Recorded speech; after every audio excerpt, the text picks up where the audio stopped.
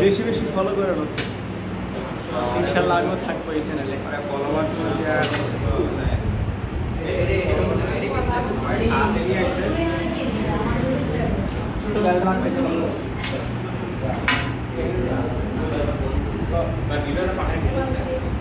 কিছু হবে না গাড়ি